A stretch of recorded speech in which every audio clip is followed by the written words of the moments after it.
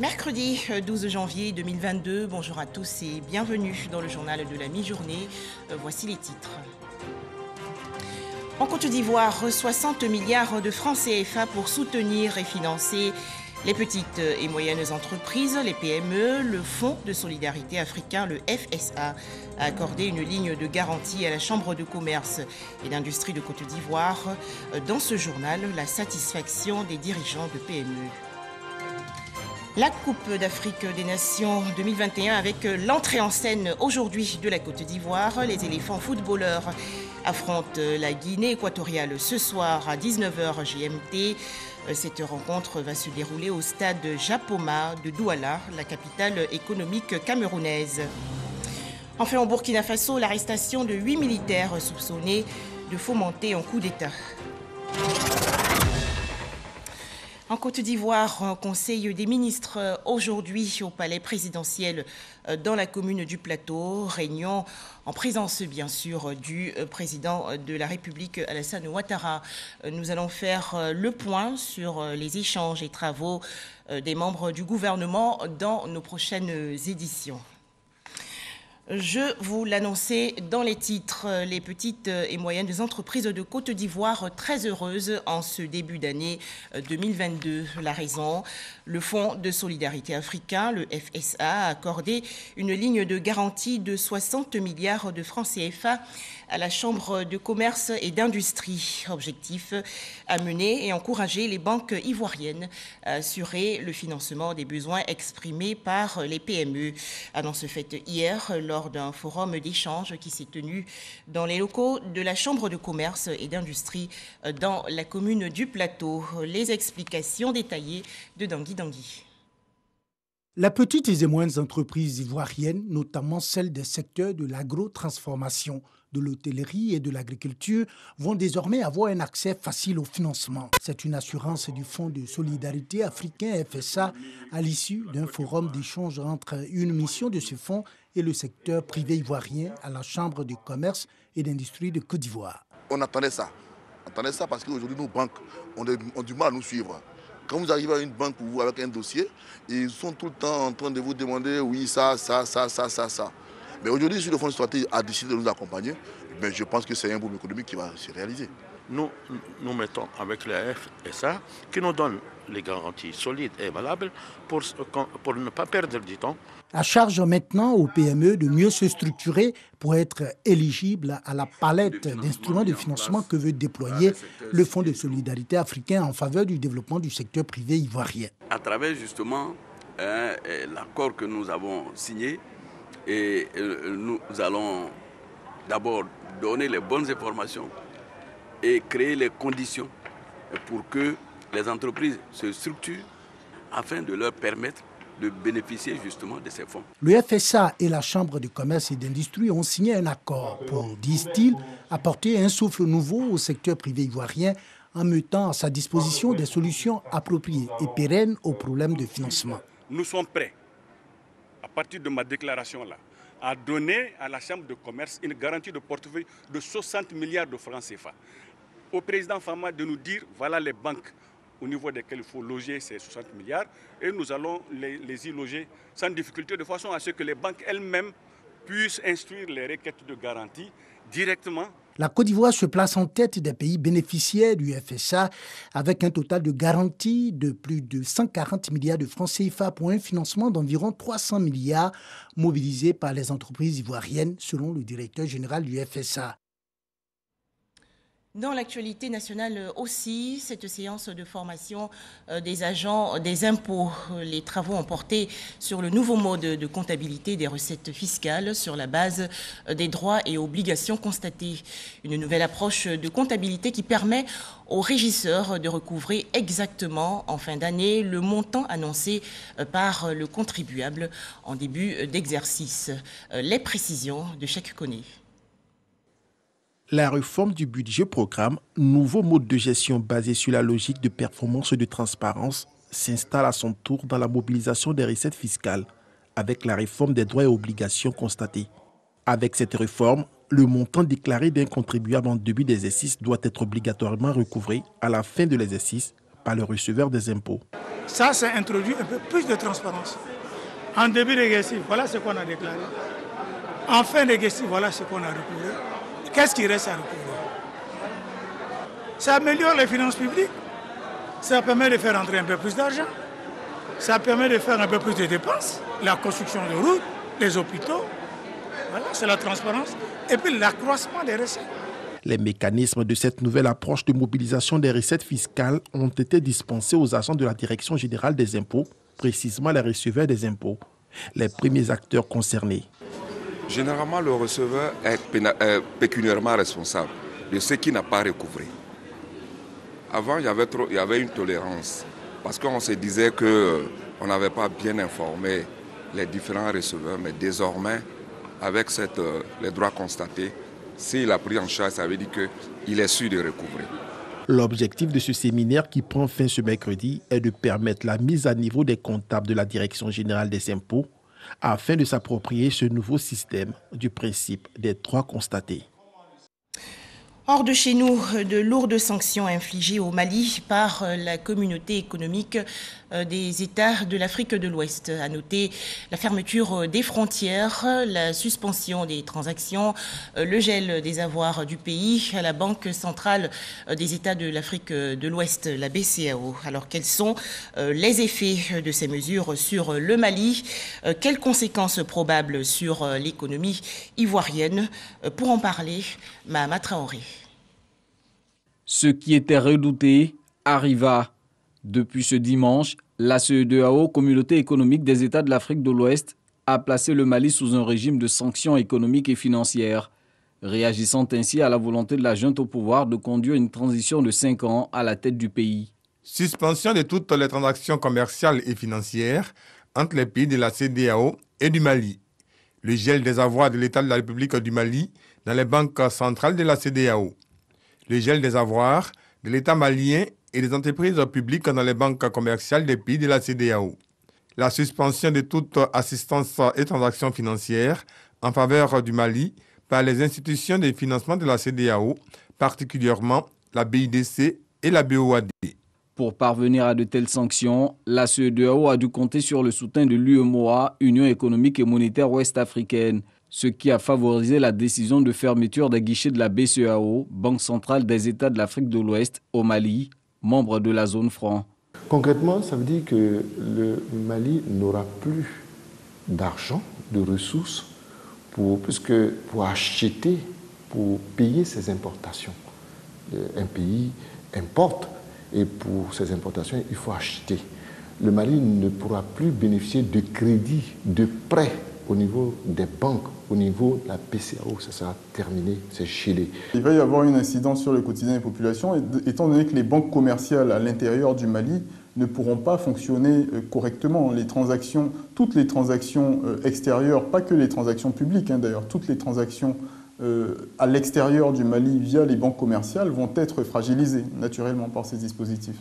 Concernant la suspension des transactions commerciales et financières, elle est aussi lourde de conséquences pour l'économie malienne, même si les produits alimentaires de grande consommation, pharmaceutiques, pétroliers et l'électricité sont épargnés. On parle de grande consommation, mais comment ça va se faire si les avoirs du Mali sont gelés? À moins que la CEDEAO, l'UEMOA, les chefs d'État se retrouvent pour analyser les transactions, les sanctions financières. Il faut savoir que le Mali, c'est à peu près 1 000 milliards d'importations des autres pays, notamment de la Côte d'Ivoire et du Sénégal, vers le Mali. C'est essentiellement des produits dérivés du pétrole. C'est aussi un petit peu d'engrais, surtout en provenance de la Côte d'Ivoire.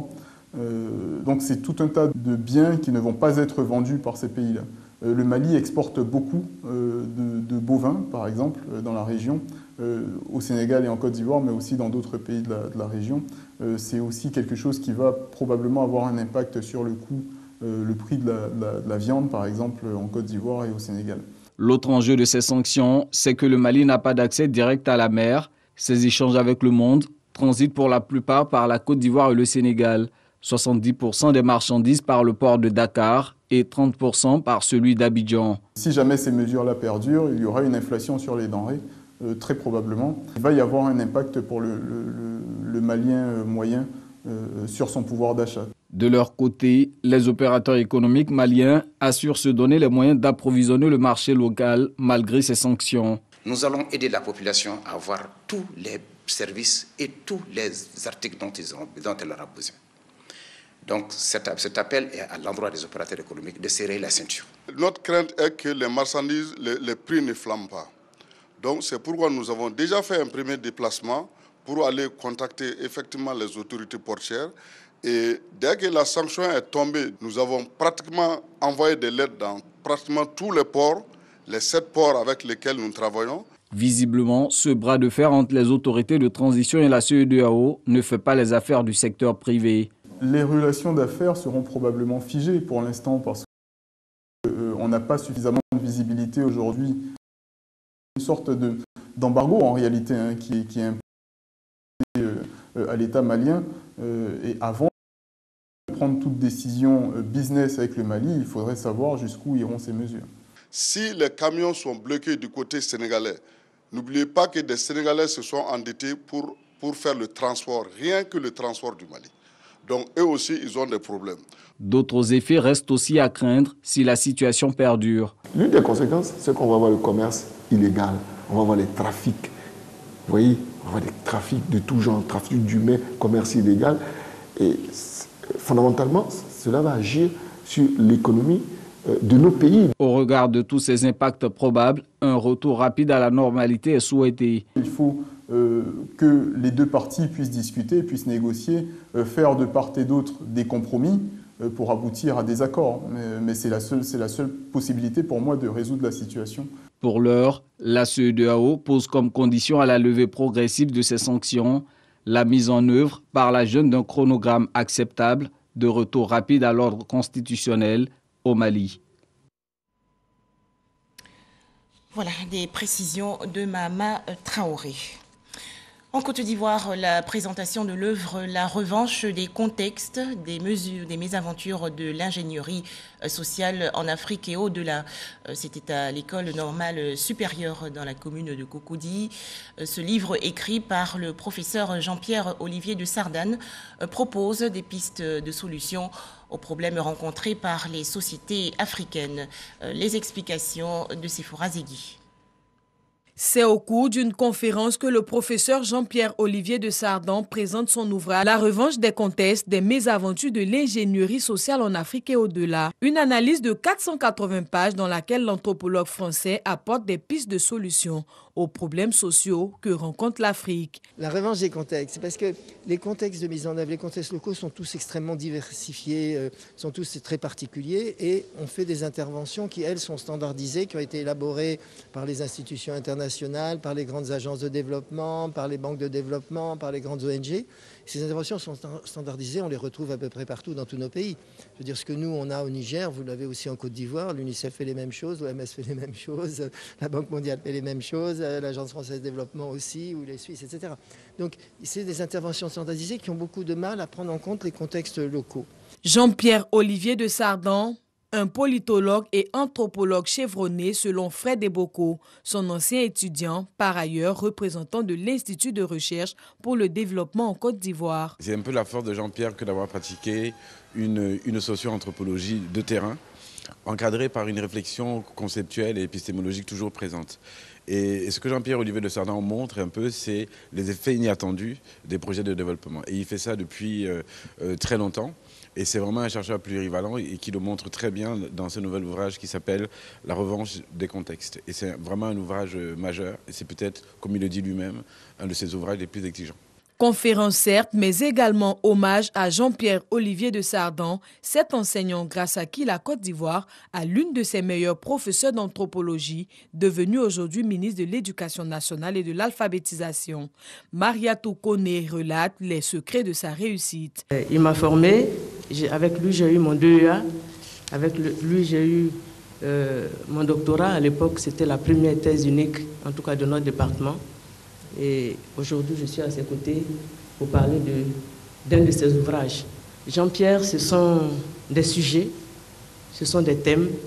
Alors, je voudrais rendre un vibrant hommage à cet homme qui a participé à ma formation académique et scientifique, universitaire, et je pense qu'il a sans aucun doute orienté certains choix de ma vie. La revanche des comtesses des mésaventures de l'ingénierie sociale en Afrique et au-delà est le 18e livre publié par Jean-Pierre Olivier de Sardan. Cet ouvrage est une synthèse de toute sa carrière consacrée à l'analyse des programmes et projets de développement en Afrique. 2022 va marquer la fin du coronavirus si et seulement si nous nous faisons tous vacciner et respectons les gestes barrières.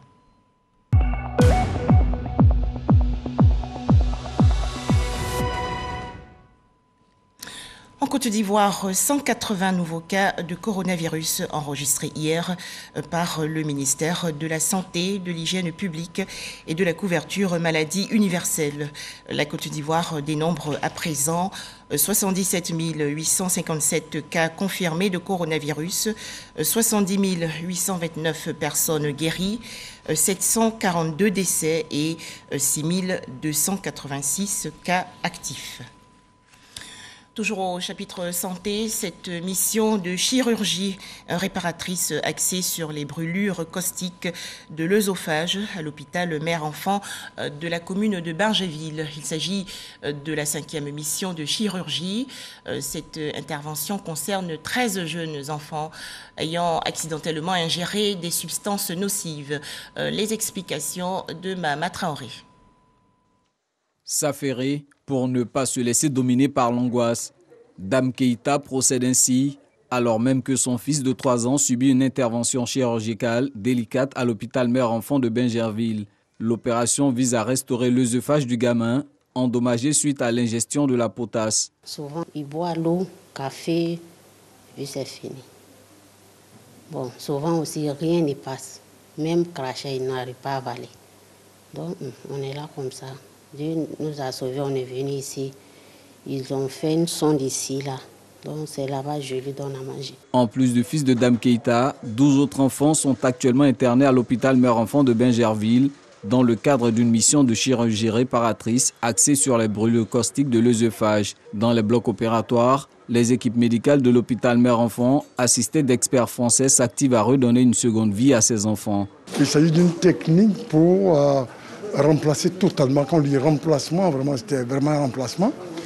D'autant plus qu'on enlève l'œsophage malade et on le remplace par un greffon colique de l'intestin, du gros intestin comme on dit. C'est une opération qui est lourde, qui est longue aussi, qui dure plusieurs heures, 5-6 heures probablement, mais pour lequel il y a très bonne chance de succès.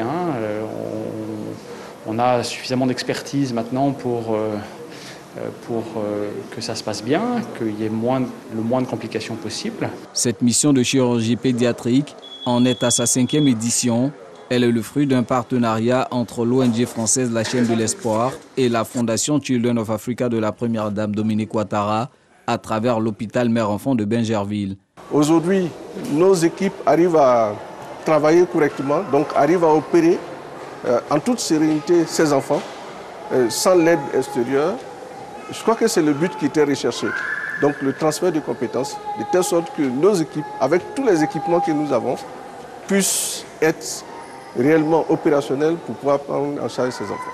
Depuis 2019, ce sont au total 61 enfants qui ont été pris en charge gratuitement par ces missions de chirurgie réparatrice. Le taux de réussite avoisine les 98%. Direction à présent la région du Tchologo, dans le nord du pays. Intercoton, l'organisation interprofessionnelle agricole de la filière coton, réhabilite actuellement des pistes. Objectif, faciliter l'évacuation de la production cotonnière. Le point dans ce reportage de Soro Corona de RTI Bouaké.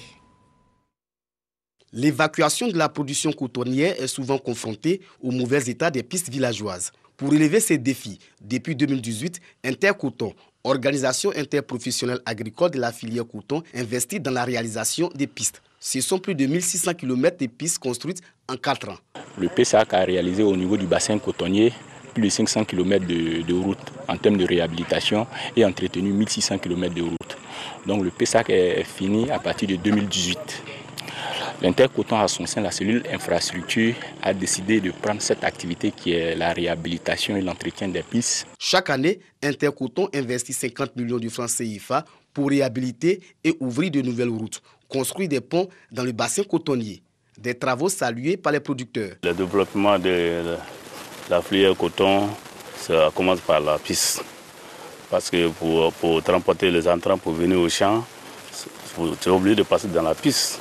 Même la récolte de coton, tout se passe dans la piste.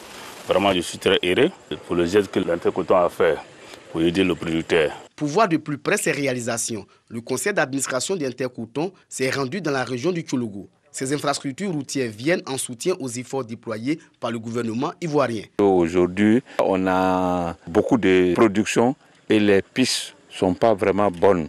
Donc on a initié de prélever quelque chose sur le CVO et pour pouvoir aider les sociétés cotonnières pour pouvoir faire les ouvrages des pistes. Depuis sa création en 2000, l'Organisation interprofessionnelle agricole de la filière coton a permis à l'or blanc ivoirien de faire un bond quantitatif. Avec 120 000 tonnes de fibres de coton produites en 2000, la production est passée à 550 000 tonnes en 2021. Retour dans le district d'Abidjan avec le lancement national le 9 janvier dernier des grands débatteurs. Ce concours veut promouvoir la méthode Toastmasters, c'est-à-dire le plaisir de parler aisément à un auditoire. À noter 16 équipes en lice pour cette toute première édition. Les détails, Issaïeo. Promouvoir les débats pour en faire un moyen d'éclosion des talents d'orateurs et un canal d'éveil des consciences. Le concours national, les grands débatteurs, s'est assigné cette mission du développement du capital humain. En 1450, nous avons assisté à l'invention de l'imprimerie avec l'allemand Gutenberg. Et avec cette invention, nous avons assisté à un boom livrex, à un boom des livres. Aujourd'hui, avec les réseaux sociaux, nous nous sommes rendus compte, effectivement, qu'avec les médias et les réseaux sociaux, nous prenons non seulement moins de temps. C'est un projet inédit qui nous permet de faire profiter de notre expérience à la communauté nationale, qu'il s'agisse des jeunes, des étudiants ou des cadres, de ce que nous avons appris en termes de leadership et en termes de techniques de communication. Tout ce qui porte sur l'émulation de la jeunesse est déjà très important. Aujourd'hui, nous devons transmettre à la jeunesse ce que nous avons appris. Et ce concours s'inscrit, à mon humble avis, dans ce cadre-là. Apprendre à cette jeunesse à avoir une meilleure expression orale à travers un concours de débat, je pense que c'est une première. Pour les concurrents, la lucarne offerte est une aubaine pour valoriser l'ivoirien nouveau. La jeunesse a maintenant l'occasion de parler, l'occasion de prendre la parole à la vérité. Voilà ce que représente le concours pour nous. Une occasion, une aubaine même pour la jeunesse de dire ce qu'elle pense. Pour débattre, il faut apprendre. Pour débattre, il faut apporter quelque chose. Et c'est dans cette dynamique que jeunes, pluridisciplinaires, nous avons décidé de se mettre ensemble et conquérir pour apporter notre point de vue, mais en même temps profiter pour apprendre. 16 équipes sont en compétition pour cette première édition du concours national Les Grands Débatteurs, dont la finale est prévue le 9 avril 2022 à Abidjan. Un tout autre sujet à présent dans le reportage qui va suivre, les explications détaillées de la transmission du pouvoir en pays Adiokrou. C'est dans la région sud du pays. C'est un reportage de Franck Quadio. Vieux Badjen, département de Dabou, les Nigbessi au pouvoir, après 8 années de règne, cèdent leur siège à leurs cadets de la génération Bodjol, appelés aussi les Obodjrou. En pays Lodjoukrou, la gestion du pouvoir traditionnel se fait de manière cyclique et ces Ebebou, tous septuagénaires, auront la lourde tâche de conduire le village sur la voie du développement, de la cohésion et de la paix.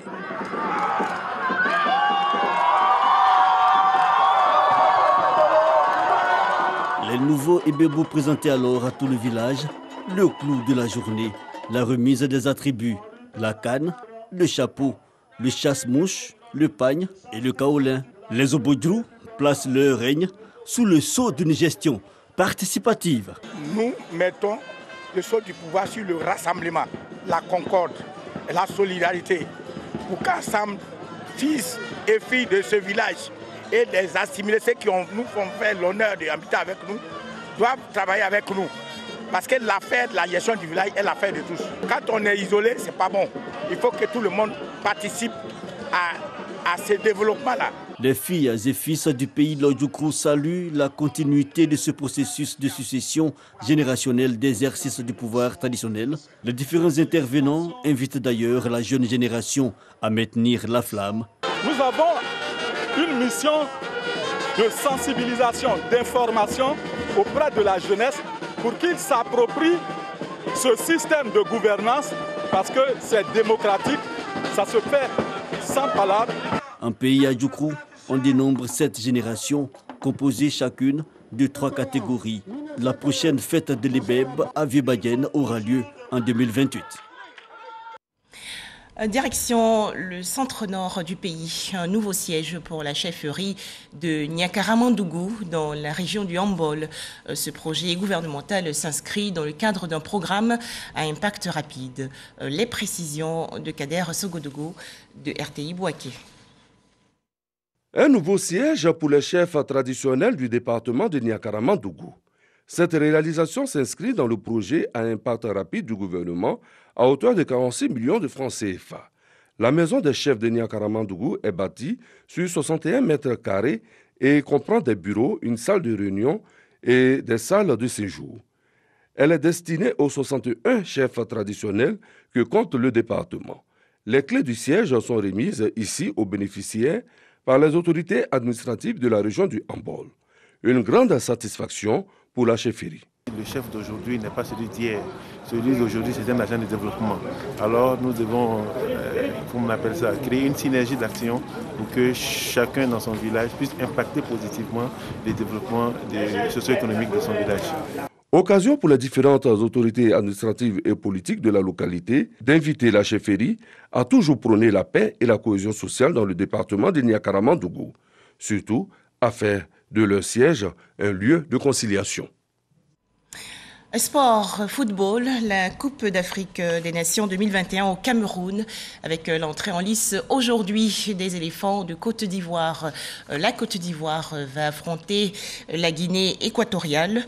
Rencontre prévue ce soir à 19h GMT au stade Diapoma de Douala, la capitale économique camerounaise. Côte d'Ivoire, Guinée équatoriale ce soir dans le cadre de la Coupe d'Afrique des Nations 2021. C'est donc l'effervescence chez les supporters ivoiriens. Notre équipe de reportage a sillonné quelques quartiers du district d'Abidjan pour prendre le pouls avant match. Des drapeaux, des maillots, des bracelets, des perruques aux couleurs du drapeau orange, blanc et vert, emblème de la Côte d'Ivoire. Les éléphants disputeront leur premier match de la CAN dans la poule E face à la Guinée équatoriale. Moment propice pour les commerçants de fructifier leurs affaires. Je vends des t-shirts à l'effigie des éléphants et je sais que les éléphants sont une équipe formidable. Des éponges orange, blanc, vert d'abord, et puis mes gadgets, des drapeaux, voilà, l'écharpe qui est là, mes gadgets aussi plutôt ici, par-ci, par-là. Ça soit très bien. Que les éléphants gagnent même. Que la Côte d'Ivoire sourit, soit en joie. Oui, le cœur des Ivoiriens bat encore à la chamade pour les éléphants de Côte d'Ivoire, malgré une CAN ratée en 2019 en Égypte, éliminée en quart de finale par le champion en titre, les Fennecs d'Algérie.